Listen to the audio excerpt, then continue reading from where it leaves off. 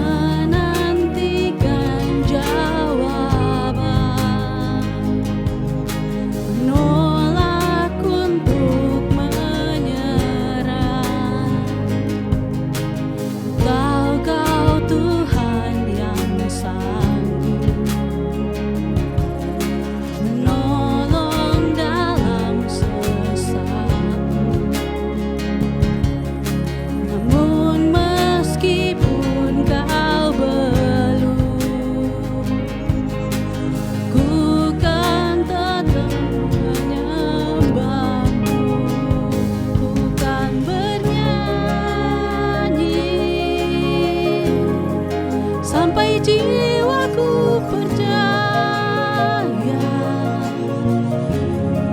sampai hatiku mendengar lagu pengharapan. Ku kan berserah, ku tahu aku tak sendiri. Ku yakin Kau mengasihiku, bahkan di dalam api pun ku kan menyembah-Mu.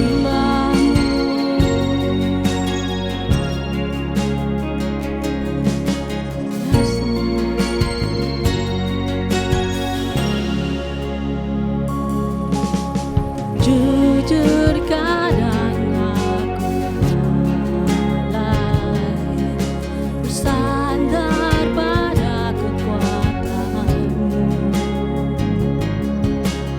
Dalam kelemahanku,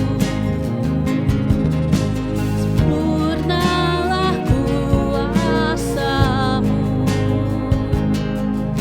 Imanku memegang janji-Mu, tahu Kau selalu bersamaku. Tetap perkaraku, Kaulah damai tenangku. Ku kan bernyanyi sampai jiwaku percaya, sampai hatiku mendengar lagu pengharapan. Bukan berserah, ku tahu aku tak sendiri. Ku yakin Kau mengasihiku, bahkan di dalam api pun ku kan menyembah-Mu.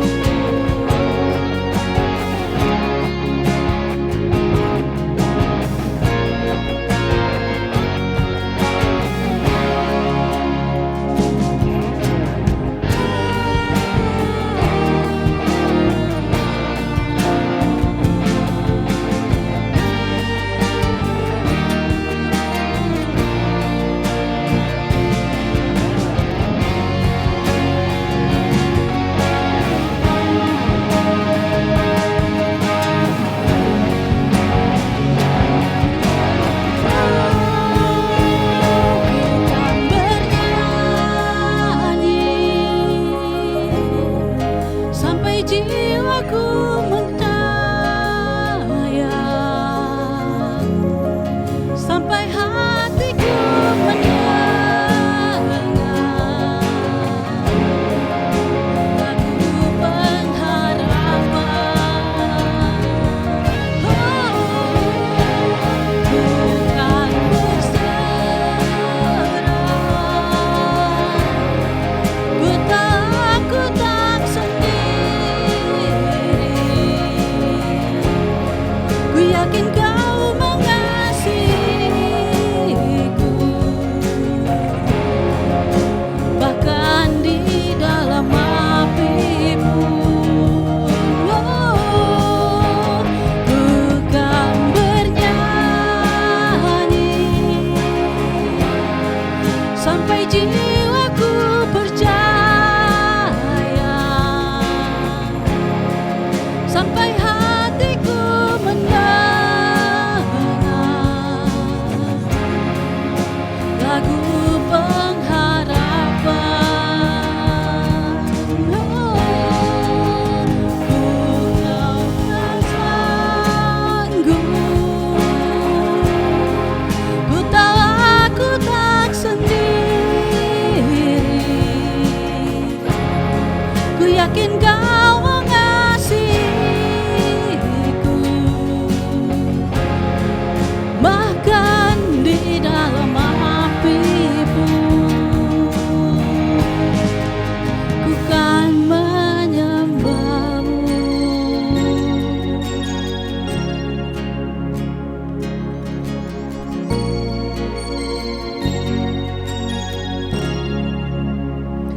Yes Lord, sungguh Kau Allah yang dahsyat dan ajaib ya Bapa.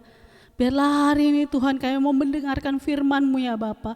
Dan mata pikiran kami Tuhan, mata hati kami Tuhan bisa mendengarkan Tuhan semua yang ingin Kau sampaikan kepada kami ya Bapa. Dan biarlah Tuhan hari-hari kami Tuhan diisi Tuhan dengan janji-janji-Mu ya Bapa. Dengan harapan yang daripada-Mu Tuhan. Dan sungguh kami mau dibangun ya Bapa menjadi lebih serupa dengan Engkau ya Bapa.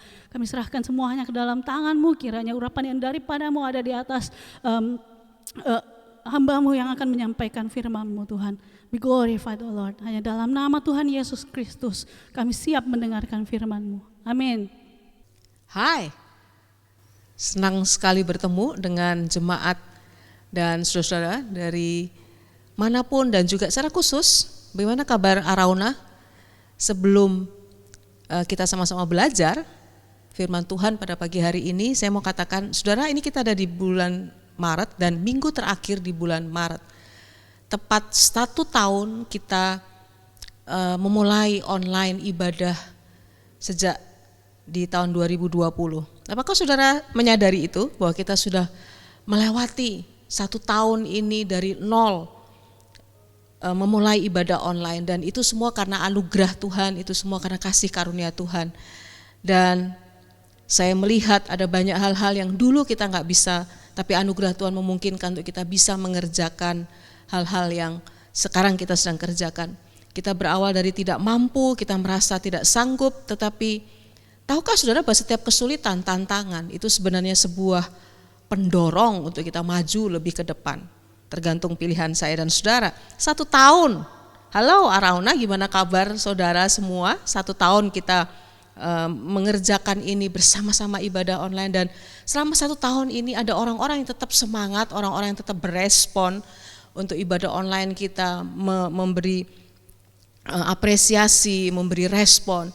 Tapi mungkin juga ada orang yang kemudian semakin menurun semangatnya. Itu ada di dalam pilihan dan gairah saudara. Yang kedua saudara, di bulan Maret adalah bulan di mana ulang tahun dari pelayanan Arauna. Dulu kita memakai nama Sisi. Selamat ulang tahun buat Arauna. Semua karena anugerah Tuhan. Beri tepukan di bahu saudara, para Arauna ya, buat jemaat yang lain, buat domba-domba Tuhan yang lain. Saudara doakan kami supaya kami bisa menjadi berkat.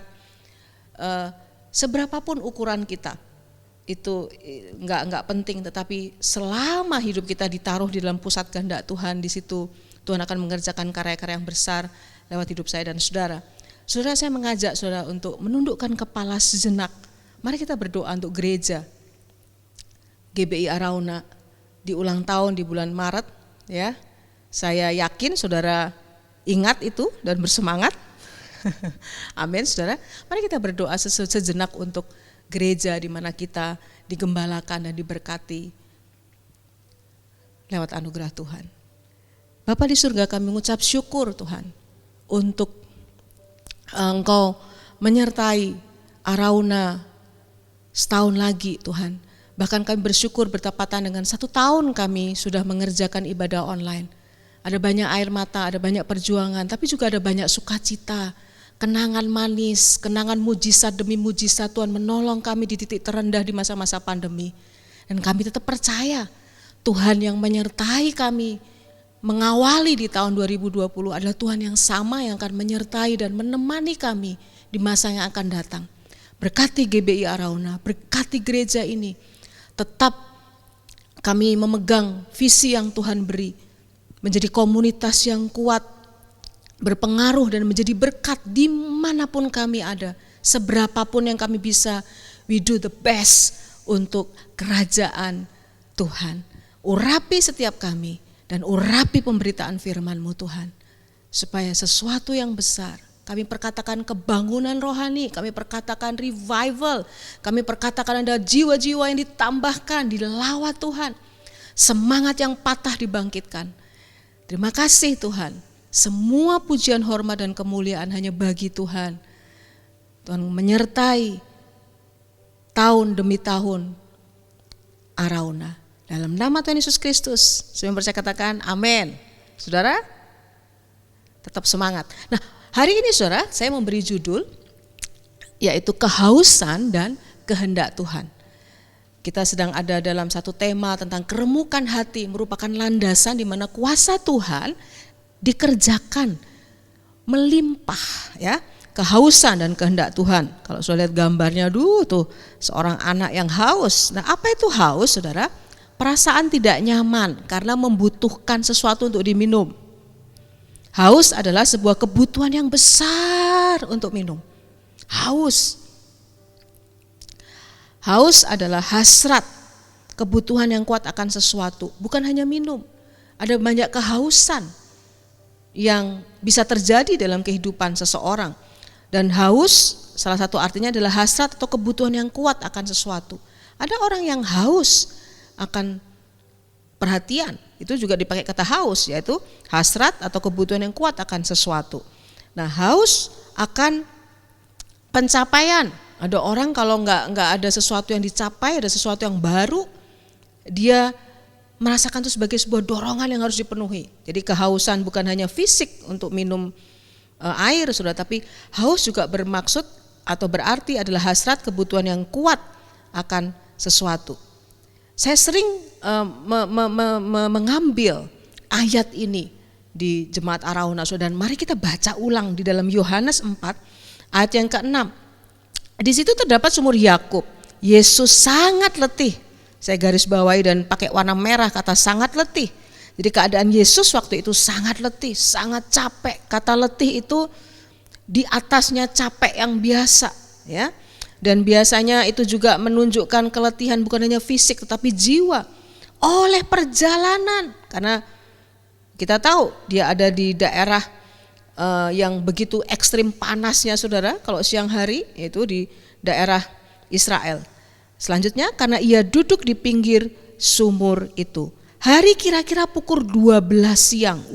Itu benar-benar matahari tegak lurus dan panas luar biasa. Ayat yang ke-7, maka datanglah seorang perempuan Samaria hendak menimba air. Kata Yesus kepadanya, berilah aku minum. Kita berhenti di sini, sudah bisa baca lengkap ayatnya dari Yohanes 4. Nah, kisah itu menunjukkan bagaimana Yesus dalam keadaan letih dan dia bertemu dengan seorang perempuan Samaria yang hidup dengan beberapa laki-laki dan tidak ada satupun dari laki-laki itu jadi suami yang sah, yang settle down, yang dia bersama-sama. Dan singkat cerita, justru pertemuan di siang hari bolong di tengah keletihan fisik, keletihan mungkin jiwa, ya, yang Yesus alami, dia menjadikan pertemuan itu divine appointment, pertemuan ilahi yang mengubahkan kehidupan dari perempuan Samaria. Nah, saya mau katakan langsung, Saudara, Yesus dan perempuan Samaria. Yesus sangat letih, tapi tidak dikuasai keletihan dan kehausannya saat itu. Di dalam ilustrasi gambar itu ada satu kata-kata yang bagus sekali, dikatakan begini, if we don't like ourselves, how can we like anyone else? Saudara, tahukah Saudara, waktu kita sedang berdiam diri, pikiran kita itu punya kata-kata. Saudara menangkap maksud saya, ya? Waktu kita sedang sendirian diam, pikiran kita tuh mengatakan kata-kata tentang siapa diri kita. Nah, apa yang dikatakan oleh pikiran saudara, hati saudara tentang diri saudara, itu menentukan apakah engkau enjoy, engkau nyaman, engkau suka dengan dirimu, dengan keberadaan dirimu. Ya, oleh sebab itu ini perkataan yang bagus sekali. Kalau kita tuh nggak suka, nggak nyaman dengan diri sendiri, gimana kita bisa buat nyaman orang? Gimana kita bisa menyukai orang? Oleh sebab itu, Tuhan Yesus seringkali berurusan dengan apa yang di dalam hidup seseorang. Dan dia membuktikan sekalipun keadaan fisiknya nggak oke hari itu, tapi karena dia oke dengan dirinya, saya boleh katakan seperti itu. Yesus mengalahkan keletihannya, kehausannya, dan tetap bisa menjadi jawaban buat orang lain. Nah, Yesus dan perempuan Samaria, Yesus sangat letih tapi tidak dikuasai keletihan dan kehausan. Kenapa, Saudara? Karena fokus Yesus bertemu perempuan Samaria waktu itu. Saudara yakin bahwa tidak ada kebetulan dalam tangan Tuhan, dalam rencana Tuhan. Bahkan tidak kebetulan diizinkan kita menjalani 1 tahun yang tidak mudah, penuh perjuangan, air mata, kehilangan, macam-macam, Saudara. Nah, kehausan Yesus adalah sarana untuk memenuhi, perhatikan ini, memenuhi kehausan orang lain. Dan saya mau katakan, inilah real overcomer. Inilah penakluk sejati, pemenang sejati. Kehausan Yesus adalah sarana untuk memenuhi kehausan orang lain. Mari kita buka lagi satu ayat, Yohanes 19, ayat yang ke-28. Sesudah itu, karena Yesus tahu bahwa segala sesuatu telah selesai, jadi dia lagi di atas kayu salib, detik-detik terakhir dia menyerahkan nyawanya, saudara. Dia yang menyerahkan nyawanya, menunjukkan bahwa dia betul-betul Allah. Kalau engkau bersama-sama saya ibadah hari ini, engkau belum yakin dan engkau belum punya kepastian untuk kehidupan kekal. Dia Tuhan yang mati, bukan karena dicabut nyawanya. Itu menunjukkan dia menyerahkan nyawanya. Saudara, kita sedang ada di minggu-minggu Prapaskah. Mari kita renungkan korban Yesus. Fokus hidup kita, fokus kekristenan kita itu adalah salib, saudara. Engkau dimanapun, undang Yesus menjadi Tuhan dan penguasa hidupmu. Di dalam ayat ke-28 dalam Yohanes 19 dikatakan, sudah itu karena Yesus tahu bahwa segala sesuatu telah selesai, ya, semua sudah dikerjakan, ketaatannya. Saudara, saya mau katakan, perjuangan sesungguhnya dari Yesus itu bukan di kayu salib. Tapi perjuangan Yesus sebagai seorang pribadi yang sesungguhnya, pergumulan yang terberat itu adalah waktu di Taman Getsemani.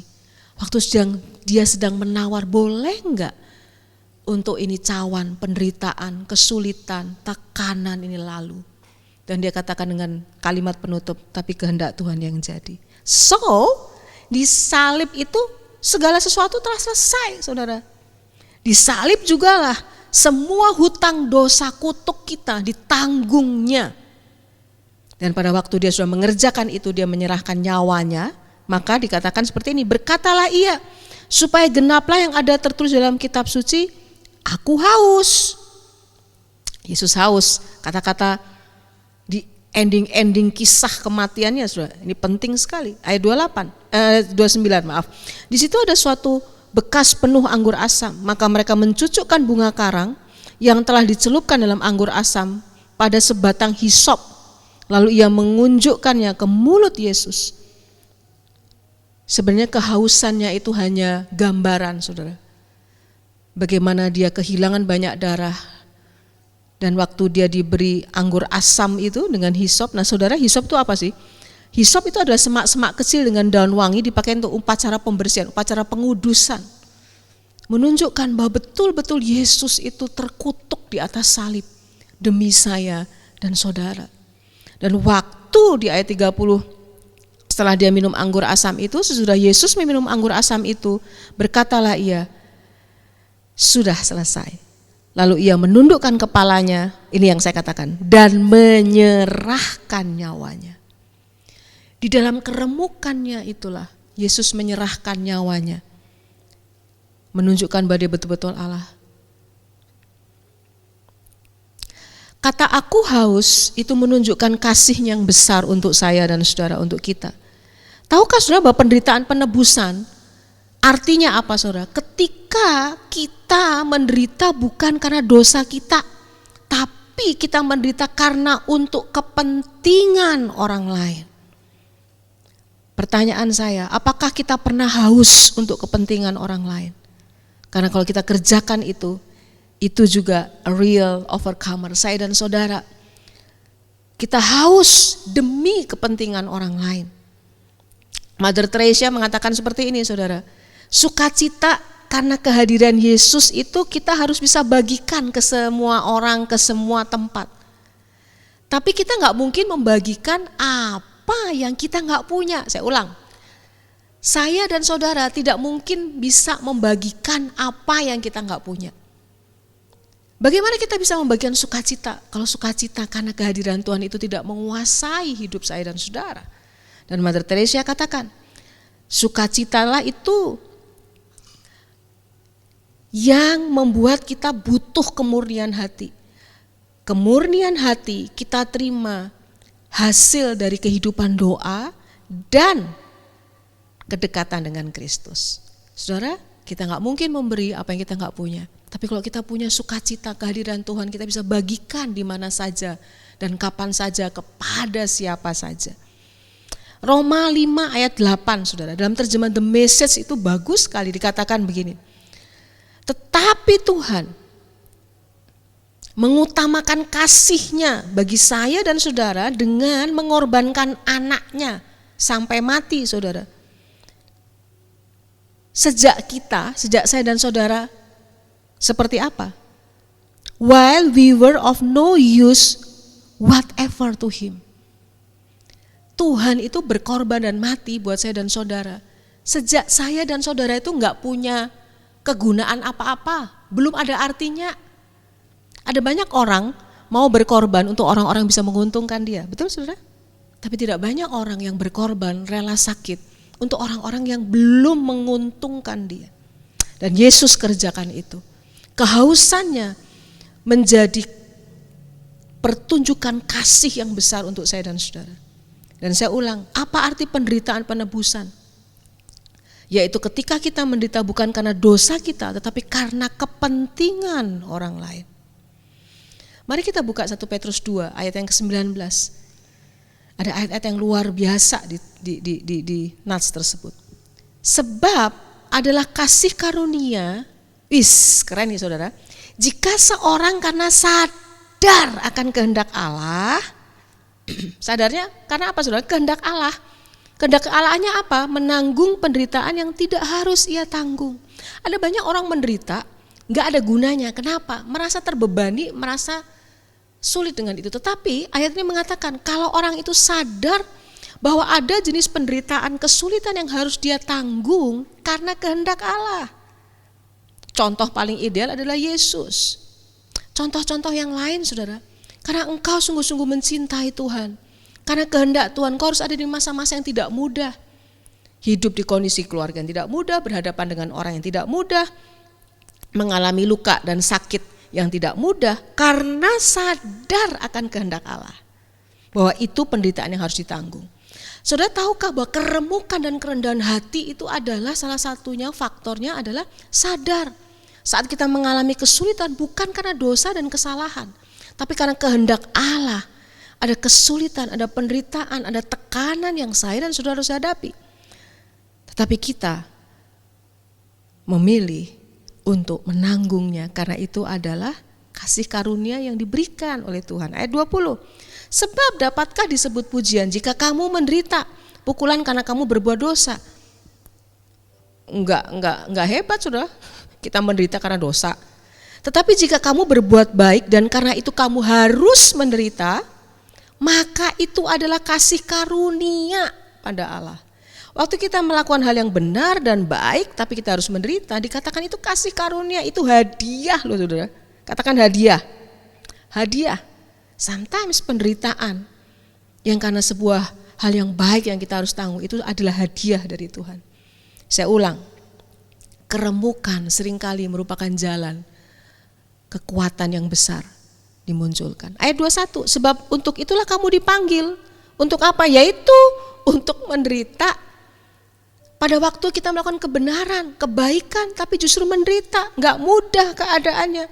Bukan hanya remuk karena berbuat dosa, itu semua mah biasa, gak ada hal yang terpuji. Tapi keremukan yang dimaksud yang menjadi karunia, hadiah dari Tuhan adalah yang seperti yang dipanggil yang di ayat 21, karena Kristus pun telah menderita untuk kamu. Tuhan juga kerjakan itu dan telah meninggalkan teladan bagimu supaya kamu mengikuti jejaknya. Pada waktu kita sulit menghadapi orang-orang yang sulit, keluarga, pasangan, orang tua, kita hidup di tengah-tengah orang tua gak mudah dan kita tetap mengerjakan kebaikan dan kebenaran. Dikatakan kita sedang ikut jejaknya Yesus. Kita ada di minggu-minggu Prapaskah, sekali lagi saya ingatkan. Mari kita renungkan itu. Ayat 23, di tengah semua kesulitan itu, ia tidak berbuat dosa dan tipu tidak ada dalam mulutnya. Nah saudara, dengan cepat, secara umum, hari-hari ini dunia di sekeliling kita sekalipun pandemi, memiliki kehausan yang harus juga saya dan saudara taklukkan. Jenis-jenis kehausannya apa saudara? Yang pertama, materialisme. Apa itu materialisme? Materialisme adalah yang paling berharga, sebuah prinsip, sebuah isme, sebuah paham yang mengatakan bahwa yang paling berharga adalah uang dan kekayaan. Kita butuh uang, kita gak bisa hidup tanpa uang. Saya berani katakan itu, pelayanan, jalan, membutuhkan uang. Tetapi materialisme adalah menganggap yang paling berharga dalam hidup adalah uang dan kekayaan. Ciri-cirinya saudara, materialisme mengukur keberhasilan sama dengan kekayaan. Harus berhasil, harus kaya. Berteman mesti dengan yang strata tertentu, kasta tertentu. Bahkan anaknya pun harus diarahkan nanti jodohnya ketemu. Ya semua kita pengen saudara punya anak-anak yang hidupnya well gitu ya, well prepare semua. Tetapi kalau ini menjadi sebuah fokus maka kita terjebak dalam namanya materialisme. Pilih-pilih di dalam kita bergaul. Terlihat dari waktu kita memperlakukan orang. Kalau orang tertentu, perlakuan kita tertentu. Kalau yang tertentu ini begini, kita lakukannya juga begini, lebih low, seperti itu. Padahal sudah kita lahir dan mati, kita nggak membawa apa-apa. Kita lahir telanjang, kita pulang akan telanjang. Pandemi ini sudah membuktikan bahwa kita punya apa saja di tangan dan kita nggak bisa buat apa-apa, saudara. Saya mau katakan, saya diciptakan lebih berharga dari benda. Katakan itu, saudara. Saya diciptakan lebih berharga dari benda. Saudara, the greatest thing in life are not things. Saya ulang, the greatest things in life are not things. Kalau saya boleh katakan terjemahan bebasnya, benda yang terbesar dalam hidup itu bukan benda. Setuju saudara? Lukas 12 ayat 15, berjaga-jagalah dan waspadalah terhadap segala ketamakan. Tidak dikatakan situ terhadap kekayaan. Kaya nggak salah, uang nggak salah, tapi tamak, rakus, mudah terganggu akan itu yang harus berjaga-jaga dan waspada. Sebab walaupun seorang berlimpah-limpah hartanya, hidupnya tidaklah tergantung daripada kekayaannya itu. Saya mau katakan, materialism is an identity crisis. Materialisme itu adalah krisis identitas. Orang yang mengutamakan materialisme, mengejar faham ini, sebenarnya ada di dalam krisis identitas. Yang kedua, kehausan yang harus kita taklukkan saudara, adalah hedonisme, ya. Materialisme jadi semua ya. Materialisme, hedonisme. Apa itu hedonisme saudara? Apa saja yang menyenangkan itu baik. Kalau nggak senang, nggak fun, nggak happy itu nggak baik. Ya. Itu bukan hanya uang saudara, makan, hobi, kesenangan. Untuk para hedonis, kesenangannya itu Tuhan saudara. Kesenangannya adalah Tuhan. Kesenangannya jadi Tuhan dan Tuan atas hidupnya. Padahal, sudah catat nih baik-baik. Kesenangan bukan tujuan hidup. Kesenangan adalah hasil dari hidup yang punya tujuan, punya goal. Kisah Yesus dan perempuan Samaria. Di tengah kehausan keletihan, dia menjawab kehausan orang lain. Galatia 6 ayat 8, mari kita baca sama-sama. 2, 3. Sebab barang siapa menabur dalam dagingnya, ia akan menuai kebinasaan dari dagingnya, tapi barang siapa menabur dalam roh, ia akan menuai hidup yang kekal dari roh itu. Apakah engkau menganggap kesenangan itu segala-galanya? Kesenangan menjadi Tuan atas hidup saya dan saudara. Relakah engkau terganggu kesenanganmu demi kepentingan orang-orang lain, atau mungkin orang yang kau kasihi, pasanganmu, keluarga, jiwa-jiwa yang membutuhkan Tuhan? Saya berdoa hari ini Tuhan menolong saya dan saudara. Yang ketiga saudara, apa kehausan yang kita harus taklukkan secara umum menguasai dunia ini? Individualisme. Apa itu individualisme? Semua yang saya mau itu harus diutamakan. Kalau yang saya mau enggak diutamakan, terganggu. Terganggu emosi, sensitivitas, kenyamanan. Sudah sedang ada sebuah kondisi, dalam sebuah kondisi namanya self-center, individualisme. Individualisme akan melahirkan apa? Budaya narsis. Narsis itu bukannya suka selfie, bukan saudara. Yang mudah, narsis itu bicara tentang sesuatu atau seseorang yang dengan mudah, satu pribadi yang dengan mudah terganggu pada waktu apa yang dia pikirkan dia mau atau dia ingin atau yang dia nyaman tidak diutamakan, terganggu dengan itu. Tetapi tujuan kita diciptakan bukan untuk hidup bagi diri sendiri, saudara. Kalau kita mau ikut Yesus, kita harus mengesampingkan ambisi dan kepentingan pribadi.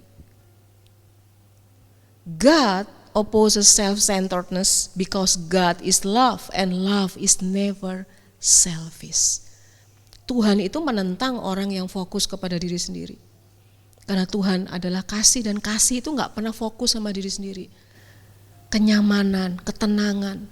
Relakah engkau menahan semua gejolak hati dan mentalmu di masa-masa yang sulit demi kehendak Tuhan bagi orang lain digenapi? Roma 2 ayat 8. Tetapi murka dan geram kepada mereka yang mencari kepentingan sendiri, yang tidak taat kepada kebenaran melainkan taat kepada kelaliman. Itu murka, sudah geram. Mari baca sama-sama kalimat yang ada di depan saudara. Apa yang menjadi kehausanku, kujadikan itu sumber untuk memenuhi kehausan orang lain. Apa yang menjadi keremukanku, kujadikan itu sumber untuk memenuhi keremukan orang lain. Karena saya sudah berhasil melewatinya, saya menjadi jawaban bagi orang lain. Kehausanku, kujadikan itu sumber untuk memenuhi kehausan orang lain. Nah, apa hasilnya pada waktu kita memiliki kehausan akan kehendak Tuhan, saudara? Waktu kita haus, kita remuk, kita rendah hati. Yesaya 57 ayat 15 ayat terakhir. Aku bersemayam di tempat tinggi dan di tempat kudus. Tuhan itu hebat, Tuhan itu akbar, besar. Di tengah-tengah kekudusan, tempat yang hebat, tinggi. Perhatikan. Tetapi juga bersama-sama orang yang remuk dan rendah hati, untuk menghidupkan semangat orang-orang yang rendah hati dan untuk menghidupkan hati orang-orang yang remuk. Saudara, dari keremukan justru di situ muncul satu kekuatan yang luar biasa. Waktu engkau didapati remuk dan rendah hati, justru Tuhan bersemayam itu lebih hebat loh, saudara. Dari sekedar berkunjung. Bersemayam itu artinya tinggal, kerasan, nyaman. Dan Tuhan itu kerasan, nyaman, bersemayam di mana, saudara? Di orang-orang yang hatinya remuk dan rendah dalam melakukan dan di pusat kehendak Tuhan. Nah, saudara, saya mau tutup dengan satu kisah. Di foto tersebut adalah foto dari Cecilia Sican, ya. Pada waktu kejadian di tahun 87, dia baru berusia 4 tahun. 9 Oktober 1987 terjadi kecelakaan pesawat Northwest Airlines penerbangan nomor 225. Terjadi hanya beberapa menit setelah take off dari Detroit Metro Airport. 155 orang tewas dan 2 orang tewas tertimpa di daratan. Tragisnya, saudara, Cecilia adalah satu-satunya yang selamat dari kecelakaan tragis tersebut. Karena apa? Karena hari itu ibunya melindungi Cecilia dengan tubuhnya sendiri.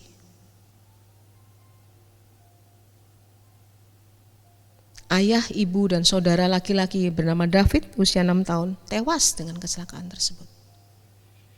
Seorang ibu memakai tubuhnya sendiri untuk melindungi anak yang berumur 4 tahun. Dan anaknya berhasil hidup meskipun banyak cedera yang luar biasa, tetapi kemudian dia bisa survive dengan itu. Mungkin kok dan saya tidak memiliki papa, mama, orang dekat, sahabat, atau siapapun itu yang berkorbannya sampai seperti ini. Atau mungkin kau punya mamah, punya ibu yang begitu hebat. Kalau engkau hari ini bersama ibumu, mamahmu, atau pasanganmu dan mereka hebat menolongmu, beri tepuk tangan, tepuk bahu, peluk mereka.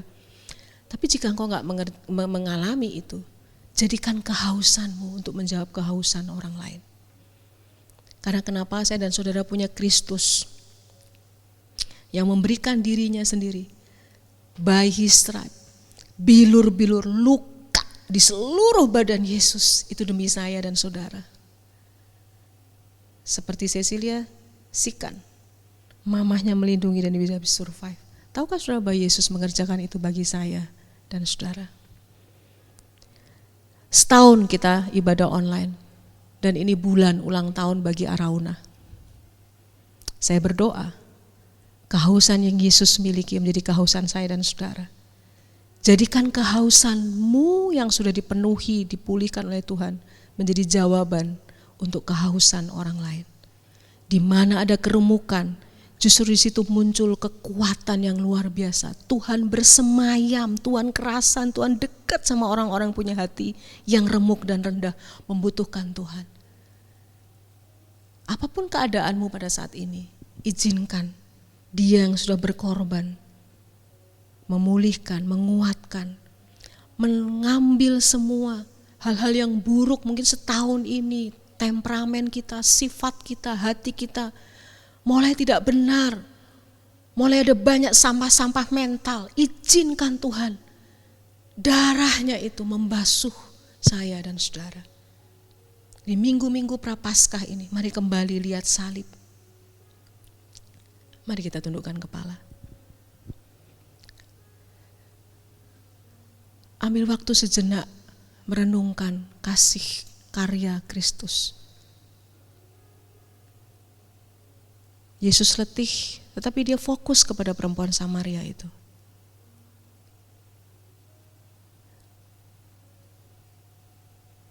Karena salibmu ku hidup. Karena salibmu Tuhan, aku menang. Karena salibmu kami bisa terus kuat di dalam masa-masa yang tidak mudah, di masa-masa di mana kami harus menghadapi orang-orang yang sulit mungkin, keadaan yang sulit mungkin. Hari ini hamba-Mu selesai berbicara, tetapi firman Tuhan dan Roh Kudus akan bekerja di setiap rumah, di setiap tempat, di setiap hati. Semua sampah-sampah mental selama setahun ini Tuhan, yang memperburuk keadaan hati, pikiran dan roh kami. Aku berdoa di dalam nama Tuhan Yesus Kristus ada kesembuhan, ada pemulihan. Biar Engkau menjadikan kehausan keremukan kami menjadi jawaban untuk kami menjawab kehausan dan keremukan orang lain. Karena Tuhan bersemayam, Tuhan tinggal dengan kerasan, Tuhan suka tinggal dan menetap di hati orang-orang yang rendah dan remuk. Bukan karena dosa, tapi karena taat, karena rindu melakukan kehendak Tuhan. Kami mengangkat tangan kami, kita berdoa untuk bangsa dan negara kami. Engkau yang akan mengangkat bangsa ini, memuliakan bangsa ini. Tuhan tolong supaya pandemi ini cepat bisa teratasi. Kami harus belajar hidup di new normal. Kami tidak perlu paranoid, kami tidak perlu takut, tapi kami juga tidak perlu gegabah. Tuhan, kami terus melangkah bahwa kami untuk menjawab kebutuhan bagi banyak orang, memenangkan jiwa, kembali semangat untuk membawa orang datang kepada Tuhan, bertemu dengan Tuhan. Seperti yang hamba-Mu katakan di khotbah yang lalu, bahwa setiap kami punya bagian dalam hidup kami yang berfungsi untuk membawa orang lain datang kepada Tuhan. Terima kasih untuk hari ini. Sembuhkan yang sakit, bebaskan mereka yang sedang bimbang Tuhan. Biar kami bertemu dengan Tuhan. Tuhan, kami berdoa untuk minggu ini ada Jumat Agung, ada perayaan Paskah, supaya kami kembali melihat salib. Mari angkat tangan saudara, kedua belah tangan saudara, terima berkat. Tuhan memberkati engkau, berkat Allah Bapa turun atas hidupmu, penyertaan Tuhan Yesus, penghiburan Roh Kudus menyertai kita mulai hari ini sampai Tuhan Yesus datang kedua kalinya. Diberkati untuk jadi berkat. Di dalam nama Tuhan Yesus Kristus, semua yang percaya katakan, amin. Tuhan memberkati.